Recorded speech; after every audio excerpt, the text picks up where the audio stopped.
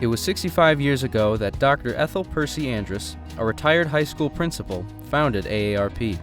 Since that time, AARP has evolved and changed in response to societal changes while always remaining true to its founding principles. AARP has always been a champion for Americans 50+, creating opportunities for them to choose how they live as they age. Our motto, to serve, not to be served, articulated by Dr. Andrus, speaks to everyone who works for AARP, both staff and volunteers.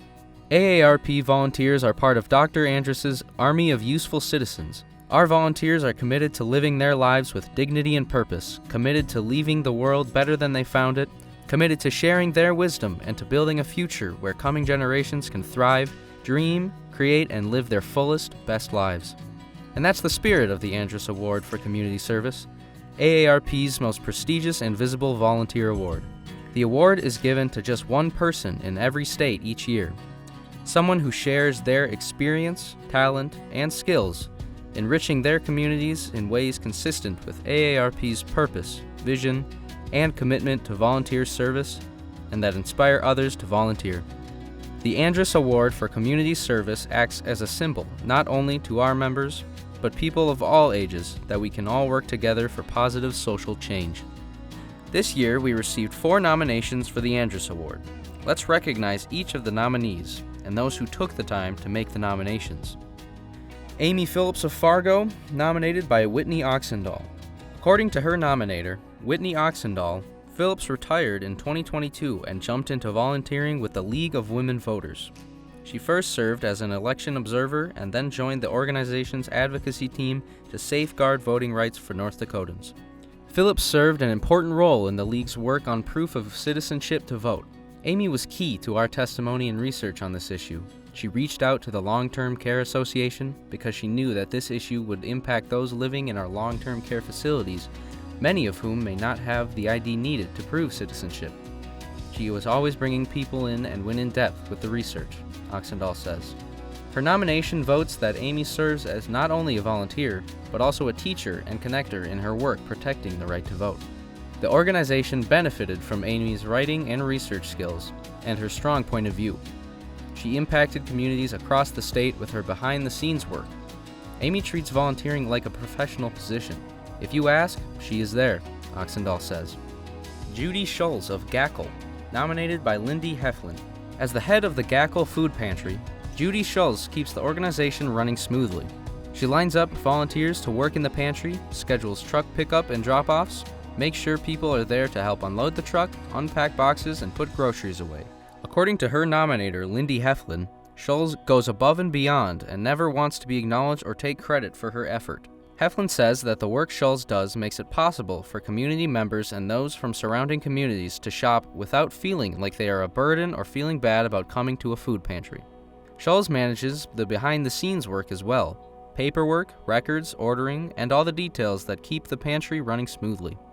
Her dedication has helped build a core group of volunteers who step up whenever she asks. According to Heflin, Schulz's commitment to ensuring no one goes hungry has been particularly important as prices of groceries and other essentials have risen recently. She has also been able to acquire diapers, toilet paper, or other household essentials to help ease the financial burden of families. Nominee Kathy Schwann, nominated by Ellen Schaefer, Mike, and Marilyn Warner.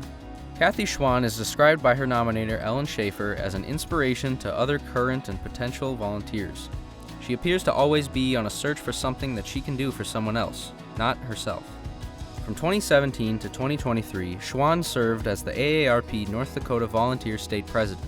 A strong advocate at the North Dakota legislature over the years, in 2023 she testified on the high cost of prescription drugs, fraud, caregiving, and more.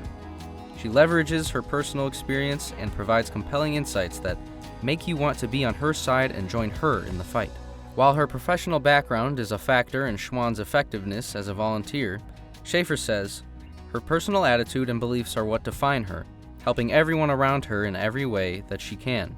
Schwann also volunteers at the Great Plains Food Bank in Fargo and works to bring innovative ideas to the West Fargo community. Recently appointed the AARP Regional Volunteer Director, Schwann will expand her advocacy for those 50+ to 11 states in the region she serves in this new volunteer role. Nominee Evert Van Engelenhoven. Nominated by Jordan McCormick. Evert Van Engelenhoven established a furniture mission of the Red River Valley in 2019. In 2020, Furniture Mission of the Red River Valley provided 130 families with furniture. In the first half of 2023, 1,500 local families and individuals in crisis received more than 17,000 pieces of furniture. Furniture Mission of the Red River Valley's clients are rebuilding their lives, and many are older, including veterans transitioning from homeless to housed. Items like lift chairs, supportive beds, and other pieces that empower the active aging community are a focus.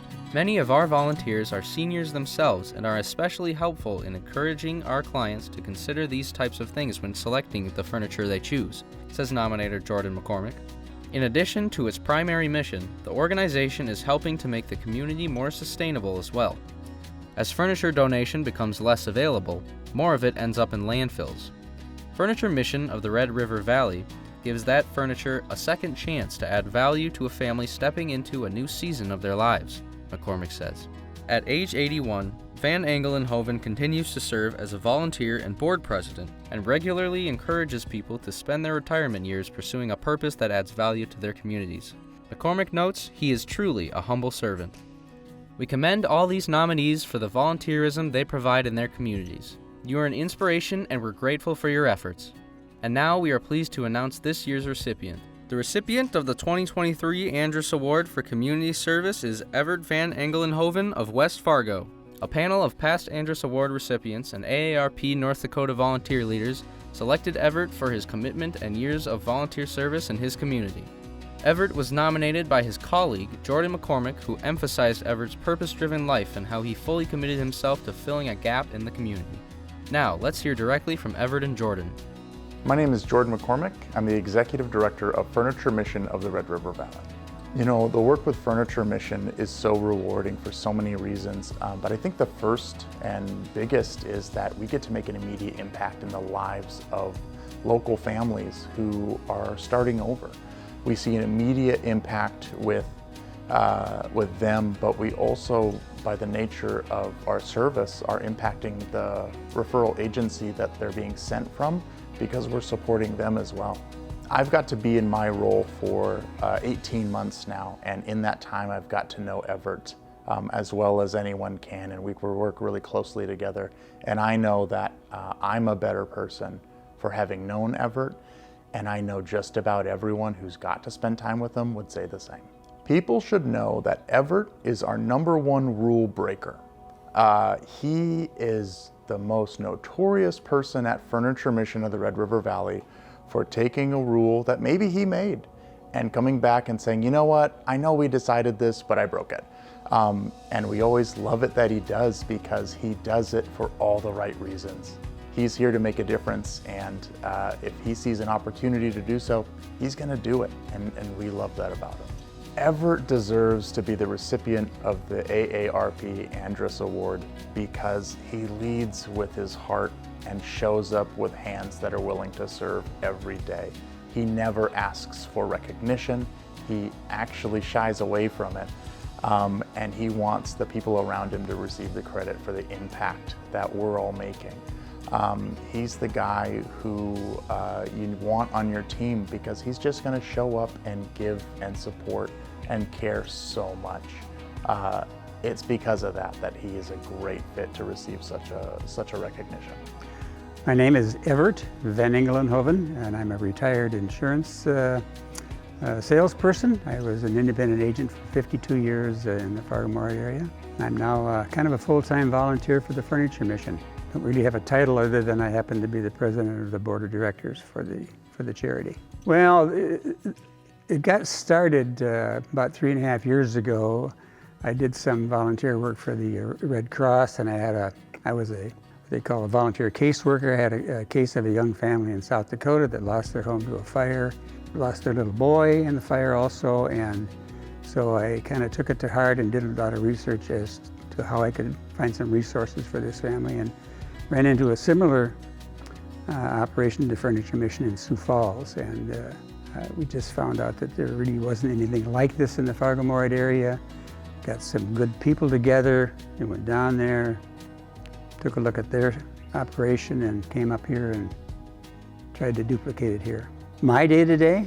Well, I went from a full-time insurance person to basically a full-time volunteer. We got this thing rolling with some great people, some great friends, and it's very rewarding, and I enjoy spending 30 to 40 hours a week volunteering here, and doing anywhere from taking out the garbage on Friday to doing presentations to civic groups and so forth. And well, I think the most rewarding part is on Wednesdays right now. We only have one day a week that we bring in our clients, as we call them, our recipients of free furniture.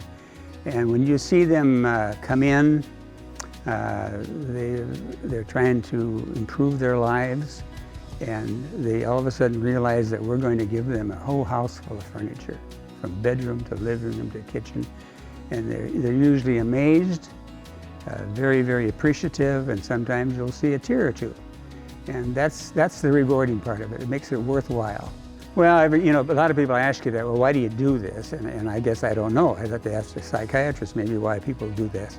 But I've always been of the attitude or feeling that if you've been blessed, and I'm not a wealthy man, but if you've been blessed, you have the obligation to help people that are less fortunate than you are. And I say that, I try to live that. When I say a prayer, I always try to include the less fortunate in those thoughts, because that's just the way I function. If you have, you need to share. Well, I'm very appreciative, of course, but I do feel that the award really should be given to the organization, because without all the volunteers and without all the help that we get, it wouldn't happen. It would be dead in the water. I just had an idea that came up from a previous experience and found some great people that were willing to say, yeah, let's do this. And so, yeah, I'm very appreciative, but I'm also quite humbled that I'll be receiving this award. It's very nice. On behalf of the AARP North Dakota Executive Council, the AARP staff, and the more than 80,000 members of AARP in North Dakota, our warmest congratulations to Evert. Thank you for all you have done, and for all you continue to do, to serve and enhance the lives of our fellow North Dakotans.